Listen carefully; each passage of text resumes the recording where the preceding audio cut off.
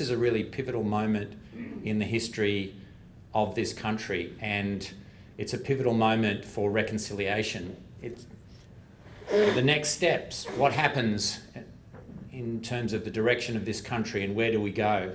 Well, we're going to find out in just over a month's time. And everyone here, if you believe in the voice and you support the voice, you all have a role to play in talking to your neighbours and friends and colleagues about the voice and the importance to our country. And why is it so important?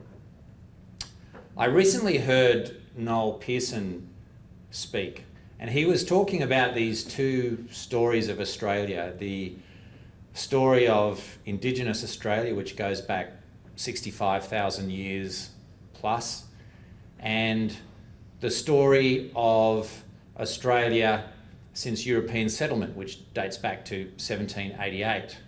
And he said, we've got these two stories in this country and we have to find a way to make them one story. And that's what this is all about. It's about long overdue constitutional recognition, which astoundingly has not occurred to date. And it's also about moving reconciliation forward and achieving real outcomes on the ground. So not merely symbolic or token recognition. And I've asked these questions before in many different settings around our region and indeed around the country. How can it be that in Australia in 2023, Indigenous Australians have lower life expectancies than non-Indigenous Australians? I think it's about 8 years for women and 9 years for men. How could that possibly be? How could that possibly stand in Australia?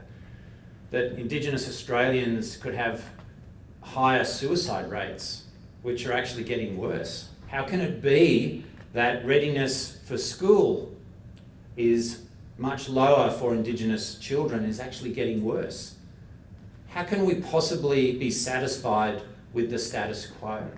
And that's why the work that we do over the next 4 or 5 weeks is so important. We have to do something about it. It is not good enough in this country to let that situation stand and think that in the modern, prosperous Australia that we enjoy and are so proud of, that could possibly stand. That is, we have so much to be proud of in this country. It's the greatest country in the world. But the story of Australia is not complete, and it will be made even greater still by ensuring that this voice passes at this referendum on October the 14th. It's vital for the future of our country. I look at the words that are said and the politicisation of this issue from many on the no side, not everyone, but a lot of the leadership. And it is very disappointing.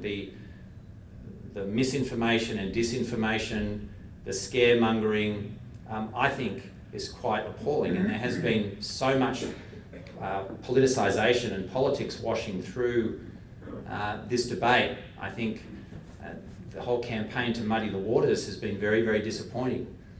However, I am quietly confident that there are Australians, not only in our region but right around our nation, who will see the justice and the righteousness of what Indigenous Australians are asking of us. And as we've heard from our previous speakers, it is a modest request. It's not a request from a place of malice, or it's not a request that has come from anger.